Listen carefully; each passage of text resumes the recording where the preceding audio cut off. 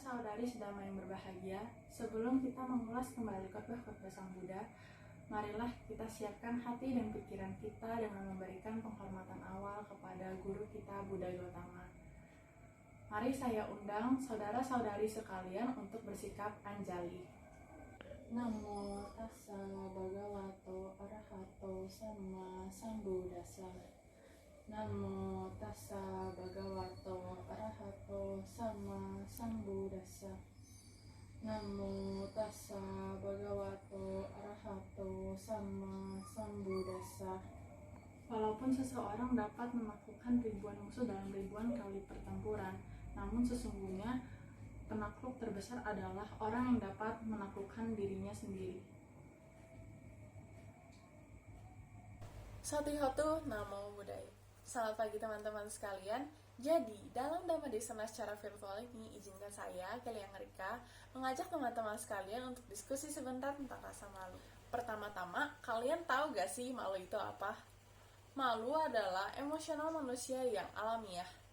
Emosional alamiah yang dimaksud di sini, semua orang pasti pernah merasakan yang namanya malu, dimanapun dan kapanpun itu.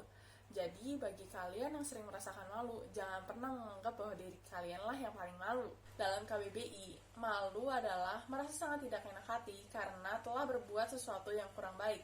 Rasa malu dapat membuat kita merasa tidak enak hati. Contohnya saat presentasi nih, kita yang paling ngerti materi. Tapi, karena kita malu, kita biarin nih teman kita buat presentasi. Nah, pasti hal tersebut dapat menimbulkan rasa tidak enak hati pada diri kita. Jadi, nggak mungkin dong kita biarin terus-menerus rasa tidak enak hati itu dalam diri kita karena rasa malu. Oleh karena itu, kita harus mengupgrade diri kita untuk mengatasi kelemahan kita, yaitu rasa malu. Sedangkan, menurut psikologi, malu merupakan perasaan yang muncul ketika seseorang mengevaluasi suatu tindakan, perasaan, atau perilakunya dan menyimpulkan bahwa dirinya telah melakukan sesuatu yang keliru, kurang benar, atau tidak sesuai. Keliru atau kurang benar atau tidak sesuai ini sebenarnya hal yang wajar loh, karena sepintar apapun orang pasti pernah yang namanya keliru.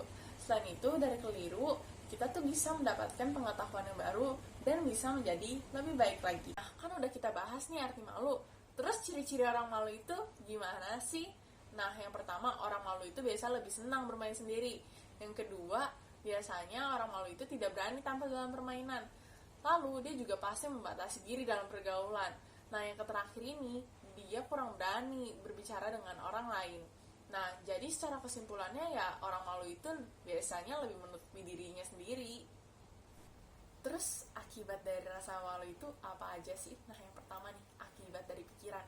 Orang malu pasti akan merasa gelisah, kurang fokus, stres, dan lain-lain.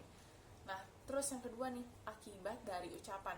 Biasanya orang yang malu pasti akan berucap yang nggak benar untuk menutupi rasa malunya. Nah, yang ketiga ini akibat dari jasmani. Nah, biasanya kalau orang udah merasa malu banget, pasti dia bisa menyakiti dirinya sendiri, entah bunuh diri atau yang dari yang udah kita lihat nih, akibat-akibat dari rasa malu tuh besar banget. Emangnya kita mau ambil resiko dengan biar rasa malu itu tetap dalam diri kita? Emang sih rasa malu itu bakal ada selama sebabnya masih ada, tapi nggak mungkin dong kita biarin rasa malu itu terus dalam diri kita.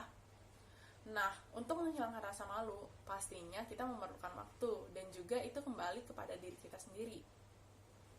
Maka dari itu, dengan menyadari kekurangan yang kita miliki, berdamai dengan kekurangan yang kita miliki, dan menjadi diri sendiri, kita telah mengembangkan mindfulness untuk mengurangi rasa malu yang kita miliki. Karena dengan mengembangkan mindfulness, kita akan lebih terhubung ke diri kita sendiri, baik secara fisik maupun emosional. Semoga teman-teman sekalian dapat mengembangkan mindfulness dimanapun dan kapanpun, karena saya yakin teman-teman akan mencapai kebahagiaan dalam keadaan apapun.